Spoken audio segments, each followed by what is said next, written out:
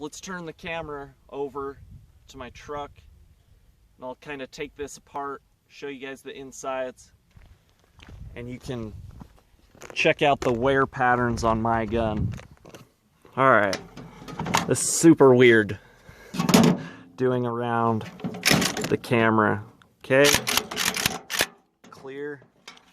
It's hard to tell if I'm even in frame. Bust that off. Pop that out. I'm like behind the camera.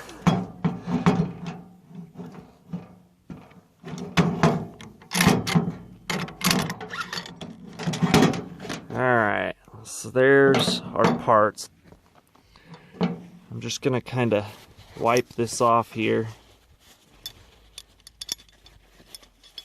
Should drop the bolt out.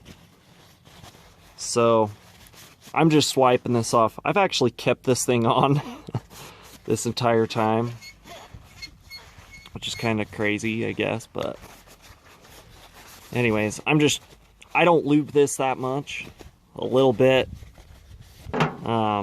So that's one thing. Probably every, like, I don't know, I think I've shot 600 or 700 rounds and I've lubricated it like twice.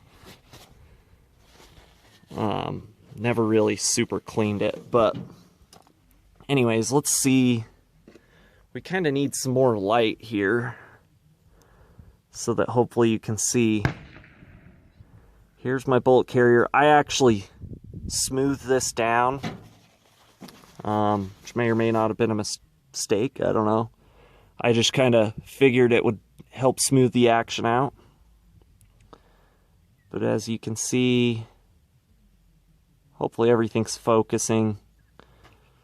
This is pretty hard. I've got sunglasses on and everything.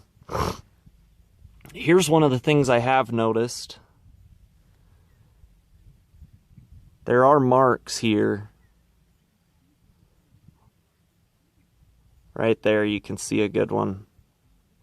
Now they're not deep yet, and I hope they don't get deep, but let's see. I'll try to get some of the crud off so you can really see in here. So here's the channel. I hope everything's focusing well. These lighting conditions aren't really the best, but I'll try to give you a good look of everything.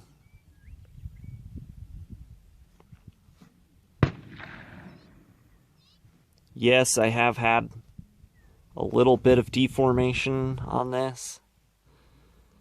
Not a ton, though. I mean, that's essentially nothing.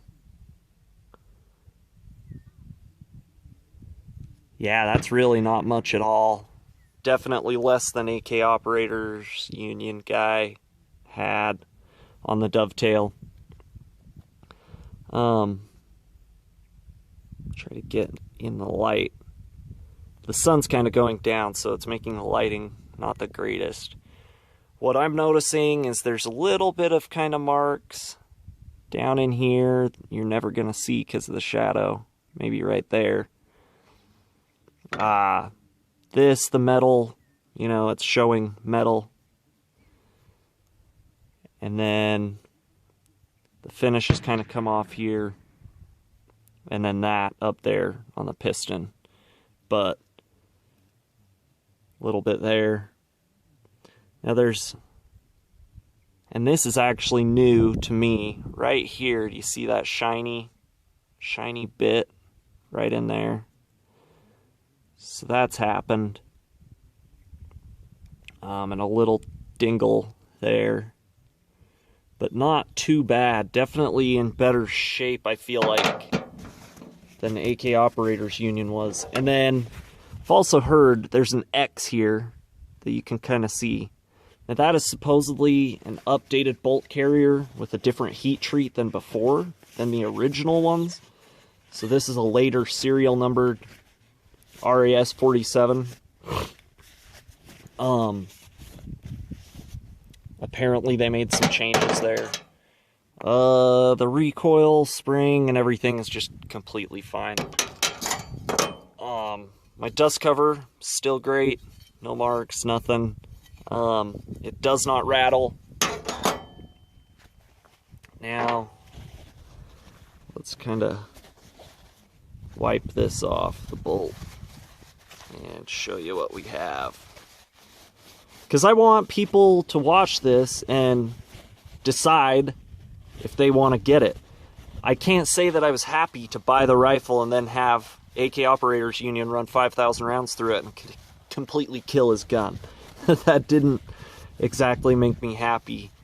But after thinking about it more, I realized that for the money, it's a really pretty awesome rifle. You can see there's some marks there on the end. Nothing too bad though. The finish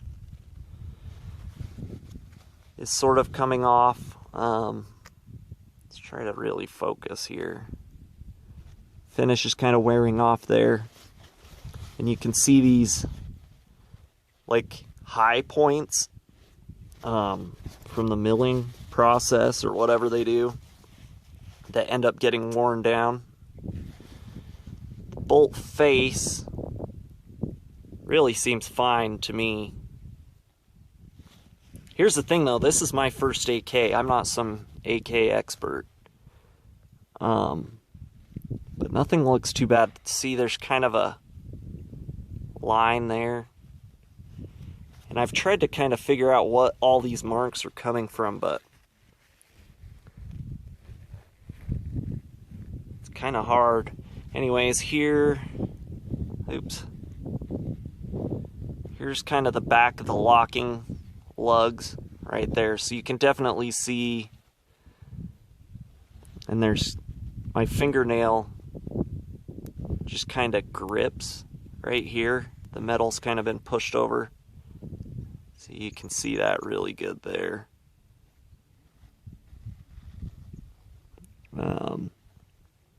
Definite wear all along here. Underneath there. Here's the other locking lug, and again, something's kind of pushed right there on the metal. And so I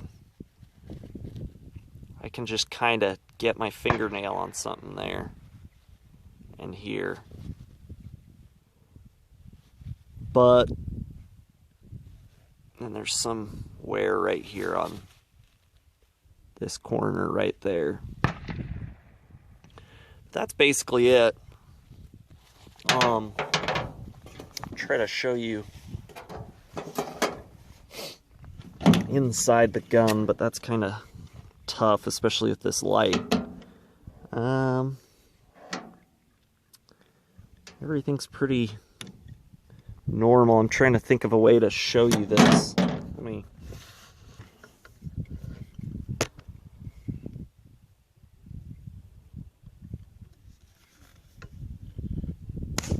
This is terrible.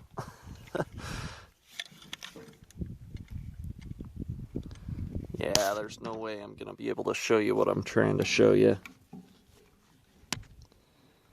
No way. No. Anyways, I guess you'll just have to take my word for it. I see essentially nothing on the inside of the gun here. Kind of turn around and see if this helps.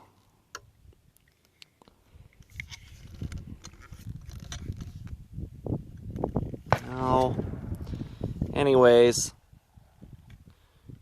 you can see. Let's turn again and see if any of this helps. This is the worst camera work on YouTube. That's what I'm known for. Anyways, you can see the finish is all good. All that's fine. The rails there inside are good. The trigger's fine.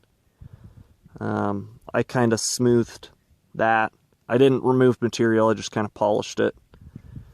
I'm never going to get the light to hit where I want.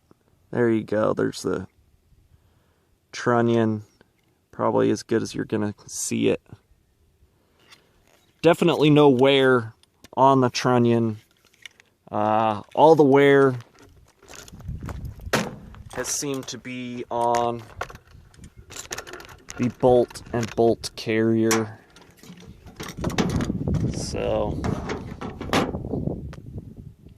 let's get this thing put back together. I don't even know if I'm on camera, but whatever.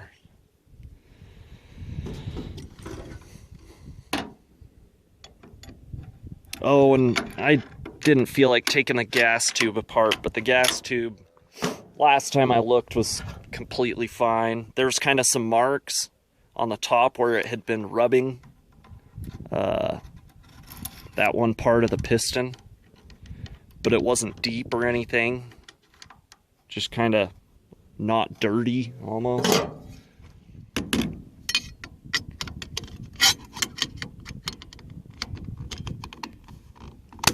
There we go.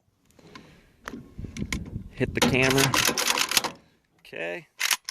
Editing, just live, out in the desert shooting. I just marked up my muzzle device. But anyways, I just wanted to show where my gun's at, how it's looking, and hopefully make some people feel better about buying this gun, because what sucks is if Century quits making this, then they're going to quit supporting it, and I won't be able to get new parts if mine dies. So I'd like people to still buy it, and I still think it's a really good gun.